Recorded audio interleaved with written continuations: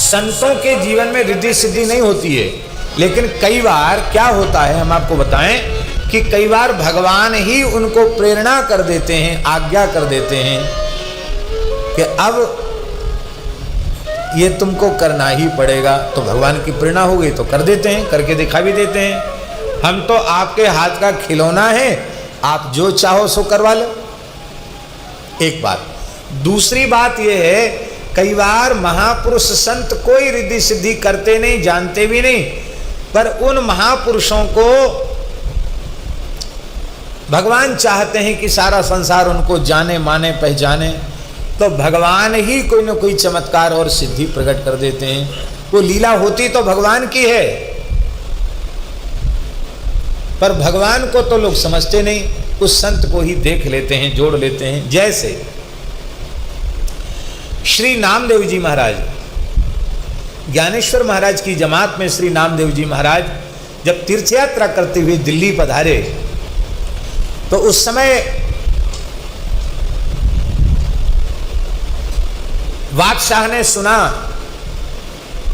कि कुछ हिंदू फकीरों की जमात आई है और दिल्ली वासी बड़ी संख्या में जाकर सत्संग कर रहे हैं, प्रभावित हो रहे हैं, सुनते बड़े चमत्कारी हैं। तो ज्ञानेश्वर महाराज के चमत्कार सुन चुके थे बादशाह ने, तो ज्ञानेश्वर महाराज को बुलाया और ज्ञानेश्वर महाराज जाने के लिए तैयार थे, लेकिन श्री नामदेव जी ने चरणों में प्रणाम किया।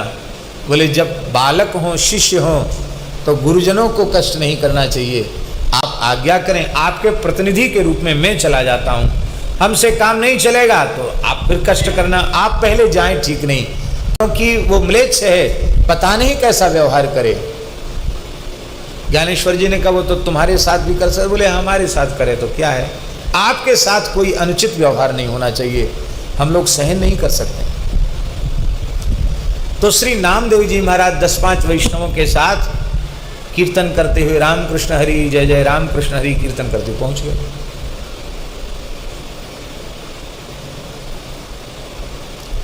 बादशाह सिकंदर था, उसने कहा, सिकंदर लोधी, उसने कहा कि चमत्कार दिखाओ।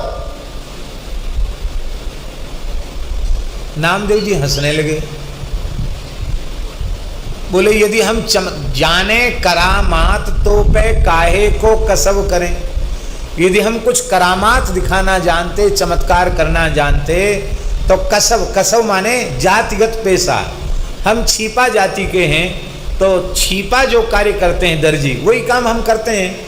हम अपना पैतृक काम क्यों करते हैं, और अपने मेहनत मजदूरी से जो कुछ हमको मिलता है तो उसी से पंडरीनाथ जी को भोग लगाते हैं, पंडरीनाथ जी के जनों की सेवा करते हैं। ए पैस मिल बांट संतन सो खाइए, बच जाता है तो संतों के साथ मिल बांट के खा लेते हैं, हमको चमत्कार नहीं आता है।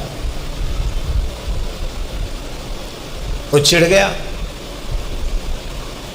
बोले चमत्कार तो करना पड़ेगा, ये हुक्म बदूली है, बादशाह की आज्ञा का उल्लंघन, जानते हो इसका अंजाम क्या हो सकता है। नामदेव जी हंसने लगे, बोले हम तो जो कुछ होगा वो श्री पंडरीनाथ की इच्छा से होगा, हैं? कोई करने वाला मनुष्य तो है नहीं, कोई देवता भी नहीं है, सब भगवान की इच्छा से होता है। और चिढ़ गया, उसने एक हाल की ब्याई हुई गाय वहां मंगवाई, सवत्सा गाय, और सबके देखते देखते आज्ञा दिया और कहा इसका सिर धड़ से अलग कर दो। गाय का सिर धड़ से अलग कर दिया। बछड़ा छटपटा रहा था, नामदेव जी से कहा अब इस मरी हुई गाय को जीवित करो, क्योंकि तुम हिंदू लोग इसको पूज्य मानते हो ना, इसको जिंदा करो। यदि इसे जीवित नहीं करोगे तो जैसे इसका सर धड़ से अलग किया गया है, ऐसे ही इसी दरबार में तुम्हारा सिर तुम्हारे धड़ से अलग कर दिया जाएगा।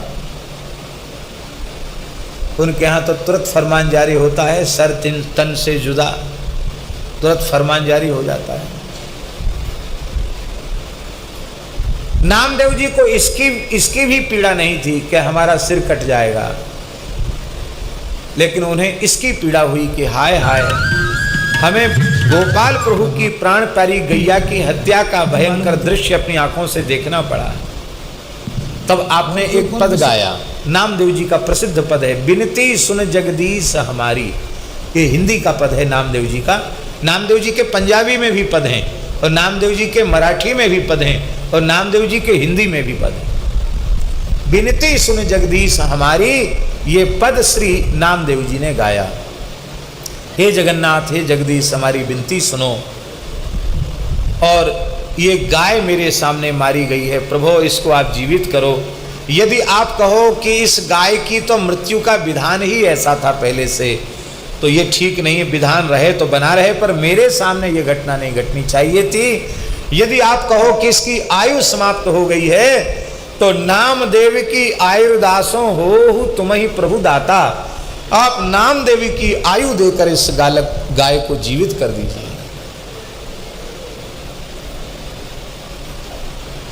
इतना नामदेव जी के प्रार्थना करते ही गाय का सिर अपने आप कटा हुआ सिर धड़ से जुड़ गया, गाय जीवित हो गई। और जो बछड़ा छटपटा रहा था, रमा रहा था, वह प्रेम से गैया का दूध पीने लग गया। बोलो भक्तवत्सल भगवान की जय। अब तो बादशाह ने अपना ताज उतारा और नामदेव जी के चरणों में रख दिया। बोले आप तो पूरे फकीर हो, मुझे माफ कर दो। बोले हम ना प्रसन्न हैं ना हम नाराज हैं, बस हमको जल्दी यहाँ से जाने की अनुमति दे दो। बोले कुछ देना चाहता हूँ, मैं बादशाह हूँ। बोले हमको चाहिए नहीं, हम तो गृहस्थ हैं, ब्राह्मण भी नहीं हैं, साधु भी नहीं हैं, सामान्य गृहस्थ व्यक्ति हैं, हमको कुछ नहीं चाहिए। बहुत पीछे पड़ के भगवान की शयन के लिए एक सोने का मणि जटित पलंग दिया। बहुत ज़्यादा पीछे पड़ के दिया तो नामदेव जी ने उसको सिर पर रख, अरे हमारा आप क्यों उठा रहे हैं, हम नौकर चाकर भेज देते हैं। बोले नहीं नहीं, भगवान की वस्तु तो हम अपने मस्तक पर ही रखेंगे। तो बोले ये 5-10 सिपाही तो चलेंगे साथ में। क्यों? बोले सोने का पलंग है, हीरे जवाहरात जड़े हुए, इसकी सुरक्षा के लिए तो चाहिए कुछ, लुट जाएंगे आप लोगों के पास सुरक्षा का क्या प्रबंध है।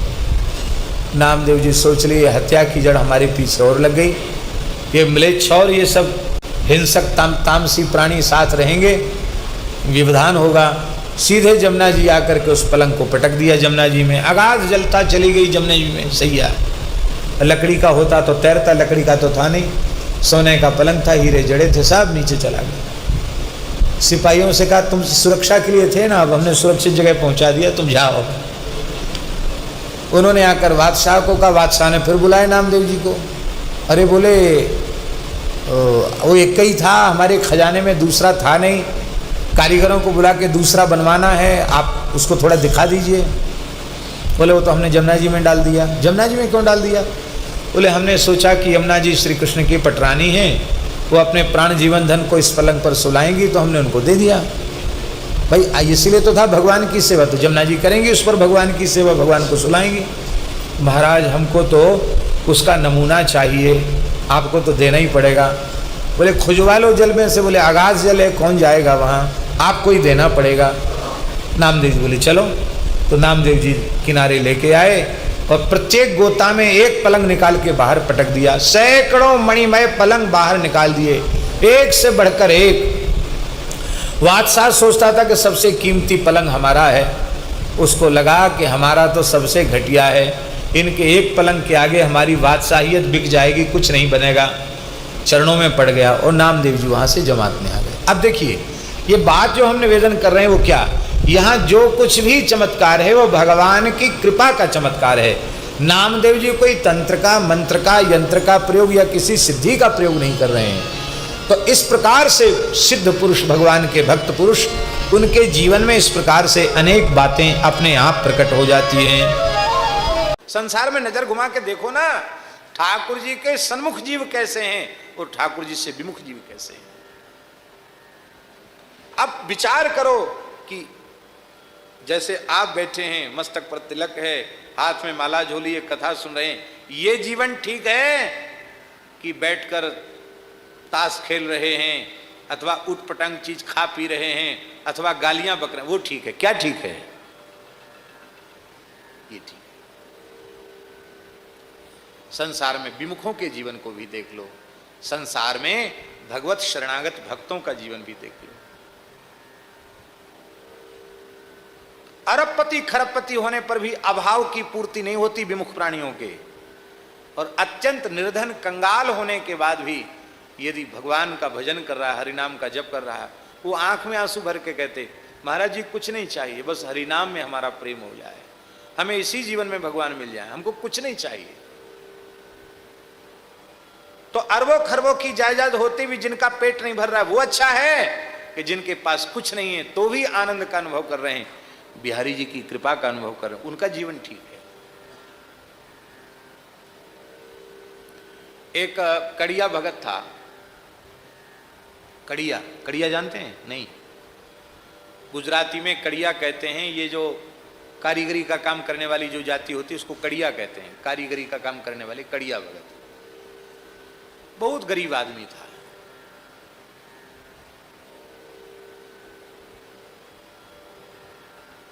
किराए के मकान में रहता था और काम बहुत अच्छा जानता था, ये टाइल्स वगैरह, पत्थर टाइल्स वगैरह जोड़ने का काम बहुत अच्छा जानता था। तो काम कहीं मिल गया, चले गए, उससे कह देते भैया हमें जब मस्ती आएगी तो हम कीर्तन करेंगे, तो अपनी जेब में मंजीरा लेके रखते, जब भाव आता तभी काम छोड़ के श्री कृष्ण गोविंद हरे मुरारे हे नाथ नारायण भक्त, ये कीर्तन शुरू कर देते। काम खूब बढ़िया ईमानदारी से करते, और काम पूरा होने के बाद पैसा मिला फिर काम नहीं करते। राशन पानी खरीद के रख दिया, किराएदार को, मकान मालिक को किराया चुका दिया, और जब तक घर में वो पूरा खत्म नहीं हो जाता ना राशन पानी, तब तक घर में बैठ के खूब भजन करते, खूब कीर्तन करते। और जब घर में बार बार गृहिणी कहती कि अब खाने को नहीं है, तब फिर भगत जी चलते, कोई ना कोई धंधा मिल जाता शहर में छोटा मोटा, फिर पैसा। और पूज्य गुरुदेव जाते, भक्तमाली जी, ध्रांगध्रा की बात है, हम लोग जाते तो सबसे पहले उनकी उपस्थिति होती कथा में। इतना गरीब आदमी, उस समय ऐसी कैसेट चलती थी तो टैप कर करके लोगों को कैसेट सुनाना, रोकर हाथ जोड़ के कहना भजन करो, ऐसा कहना। तो मैंने कहा कड़िया भगत वृंदावन नहीं चलना है? तो बोले नहीं, वृंदावन इच्छा तो खूब रहती है लेकिन अब हम गरीब आदमी हैं, योग नहीं बनता है। हम आग्रह करने लगे हमारे साथ चलो, फुर्सत हो तो चलो हमारे साथ वृंदावन। तो जिनके घर में हम रुके थे उन्होंने कहा महाराज जी इतनी सामर्थ्य भी नहीं है कि आने जाने का किराया जुटा सकें, फिर भी संतों की सेवा करते थे वो। साल 2 साल में आते थे वृंदावन, धीरे धीरे उसमें पैसा इकट्ठा करते थे कि यहां साधु सेवा करेंगे। शरीर में कुछ रोग आया, बीमारी भई, इलाज के लिए भी धन नहीं था। तो एक सज्जन थे, अब उनका भी शरीर नहीं है, मणि भाई, वो कहते भाई भगत जी बहुत श्रेष्ठ भक्त हैं, इनको चलो हॉस्पिटल ले चलते हैं। बोले नहीं, दवाई तो हम खा रहे हैं पर दवाई अब फायदा नहीं कर रही, लगता है अब समय पूरा हो गया। नहीं नहीं, हॉस्पिटल चलो, हॉस्पिटल चलो, हॉस्पिटल चलो। तो उन्होंने कहा मेरी सामर्थ्य नहीं हॉस्पिटल जाने की, अब दवाई खाने की भी सामर्थ्य नहीं, ये नहीं। तो उन्होंने कहा हम करा देते हैं। बोले हम किसी का कर्जा खा के नहीं मरेंगे। अच्छा ठीक है, हम आपको काम धंधा दे देंगे और मेहनत मजदूरी में कट जाएगा, चलो एक बार डॉक्टर को दिखाओ। तो बोले ठीक है, आप ज़्यादा हट कर रहे हो तो जैसी जैसी भगवान की इच्छा। स्नान ध्यान करके सवेरे वो गाड़ी लेके बैठ गए, वो कपास के व्यापारी थे, बड़े आदमी, गाड़ी लेके बैठ गए सामने, और उन्होंने स्नान ध्यान करके गोपी चंदन लगाया, ब्रजरज मुख में ली, तुलसी जी में जल चढ़ाया और बोले हम थोड़ी देर कीर्तन कर लें फिर चलते हैं। मंजीरा निकाला जेब से, श्री कृष्ण गोविंद हरे मुरारे, रो रहे हैं, भगवत धाम चले गए। तुलसी के पास बैठकर कीर्तन करते करते ठाकुर जी कहाँ चले गए, हॉस्पिटल नहीं गए। बड़े बड़े महात्माओं की भी ऐसी मुक्ति नहीं होती है जैसी उस अकिंचन व्यक्ति की मुक्ति हुई। और परम श्रद्धेय पूज्य श्री गोविंद दास जी महाराज ने, जिस समय वो चैतन्य कुटी के महंत पद पर विराजमान थे, उन्होंने उनके निमित्त श्रीमद् भागवत जी की कथा यहाँ करी, कड़िया भगत के निमित्त, और 7-8 दिन खूब धुआंधार साधु सेवा उसके निमित्त हुई। ऐसे लगा मानो उस अकिंचन भक्त का उत्सव स्वयं श्री कृष्ण ने मनाया। एक ऐसे भी लोग हैं जिनके पास अरबों खरबों की संपत्ति है, फिर भी उनका पेट नहीं भरता। एक ऐसे हैं जिनको कुछ नहीं है, फिर भी सकल भुवन मध्य निर्धनास्ते भी धन्या निविशति हृदयेषाम श्री हरेर भक्ति रेखा हरिरपि निजलोकम सर्वथा तो विहाय प्रविशति हृदय तेषाम भक्ति सूत्रोपनत्था। इसलिए विमुखों का जीवन देख करके संसार से चित्तवृत्ति हटानी चाहिए, भोगों से चित्तवृत्ति हटानी चाहिए, और भगवद अनुरागी संतों का, प्रेमी भक्तों का जीवन चरित्र पढ़ करके, भक्तमाल ग्रंथ पढ़ करके सन्मुख भक्तों का जीवन कैसा होता, उससे प्रेरणा लेकर के भजन में लगना चाहिए।